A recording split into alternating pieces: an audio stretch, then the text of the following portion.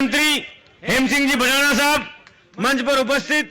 अजीत सिंह जी महुआ साहब मंच पर उपस्थित, समाज के सभी अधिकारी, कर्मचारी, सहयोगी और इस कार्यक्रम के अंदर आए हुए सभी अतिथिगण और सबसे ज्यादा वो नौजवान बच्चे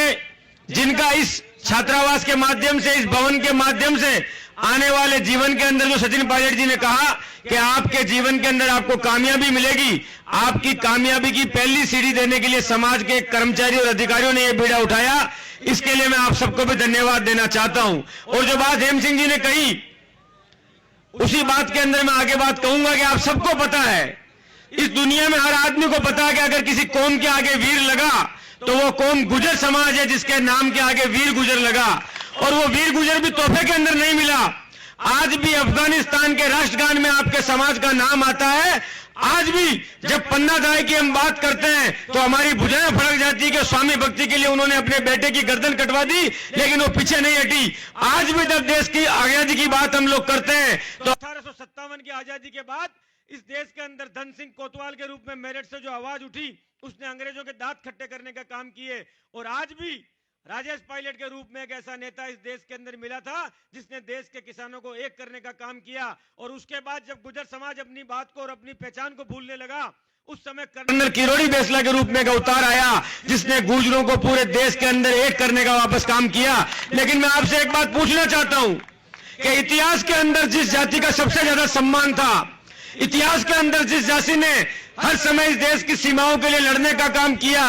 इतिहास के अंदर जिस जाति ने अपनी गर्दन कटाने का काम किया, और ये इतिहास नहीं है, ये वर्तमान है कि हमारे समाज के 73 बच्चों ने, हमारे समाज के नौजवानों ने अपनी माओं की गोद उजाड़ दी, अपनी पत्नियां विधवा कर दी, अपनी बहनों की कलाई सूनी कर दी। और इस देश के अंदर आरक्षण के लिए अपने हिंदुस्तान के इतिहास में अगर किसी जाति ने सबसे ज्यादा बलिदान किया तो गुजर समाज ने बलिदान किया। लेकिन इतिहास के अंदर हमसे एक गलती हो गई, हमारे पास लठ भी थी, गदा भी थी, तलवार भी थी, लड़ने के लिए शेर का कलेजा भी था और कटवाने के लिए गर्दन भी थी, लेकिन उस इतिहास को लिखने के लिए हमारे पास कलम नहीं थी। कलम नहीं थी। वो कलम अगर होती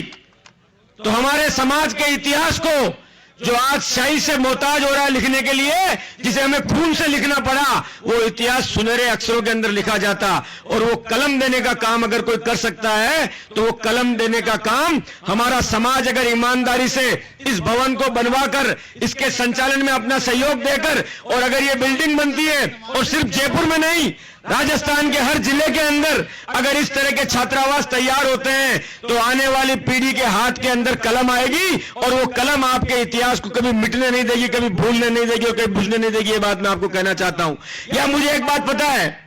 यहां आया हुआ एक भी आदमी, ना अतिथि और ना सुनने वाले लोग, कोई भी यहां लेने के लिए नहीं आया है। यहां पर सब लोग करने, और कोई देने के लिए भी नहीं आया है। यहां पर हर आदमी करने की भावना से आया है कि जिस समाज के अंदर मुझे पैदा होने का मौका मिला, अगर मुझे अवसर मिले तो मैं उस समाज के कर्ज को चुकाना चाहता हूं। अभी हेम सिंह जी कह रहे थे, और हम जानते हैं मेरी विधानसभा के अंदर 20,000 भी गुजर पूरे नहीं है, इनके यहां भी 20-25 हजार लोगों का मामला है। हम तो 36 कौम को जोड़ के एक एक बिरादरी को साथ लेके उसके बाद राजनीति के अंदर उतरते हैं। लेकिन जिस कौम के अंदर जन्म लिया, जिसका दूध पिया, कभी आपके समाज की लड़ने की बात आई तो ना धीरज गुजर ने, ना हेम सिंह भडाना ने आपको पीठ दिखाई, बल्कि हम लोग आपके साथ खड़े हुए और मजबूती से आपकी लड़ाई लड़ी। लेकिन मैं एक बात इसको भी जानता हूं और हरदम कहता हूं, अभी हमारे समाज के कुछ दिनों पहले मैं कनाडा के अंदर गया था। हमारे समाज का नौजवान साथी महेंद्रपाल गुजर IAS, जो आज हिमाचल कैडर के अंदर नौकरी करता है, उन्होंने वो टीचर उसके पहले वो टीचर थे। उन अध्यापक साथियों ने एक संस्थान बनाया पन्ना दाई जी के नाम पे, और खुद की नौकरी लगने के बाद में उस क्षेत्र के अंदर हर अध्यापक जो वहां पर नौकरी करता है, गुजर कर्मचारी अधिकारी है, वो सब मिलकर अपने समाज के बच्चों को पढ़ाने का और ट्यूशन देने का काम करते हैं, ताकि वहां पर समाज के बच्चे पढ़ लिख जाएं और नौकरी लग जाएं। और उससे बड़ा सपना आप लोगों ने, ये राजनीतिक मंच नहीं है, समाज का मंच है, इसलिए मैं आपको ईमानदारी से कह रहा हूं, उससे बड़ा सपना आप लोगों ने यहां पर जीकेप के माध्यम से देखा। और ये सपना तब साकार होगा,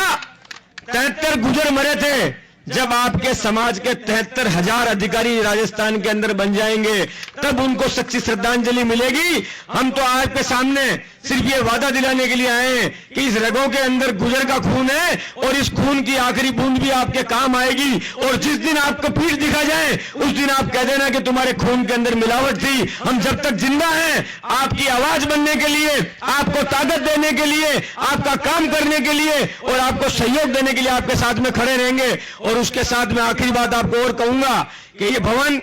बन के तैयार होगा, इसमें हम सब लोग अपनी पूरी ताकत से सहयोग करेंगे। आप सब लोगों ने इस भवन को बनाने का जो सपना देखा, उस सपने को साकार करने के लिए पूरा समाज आपके साथ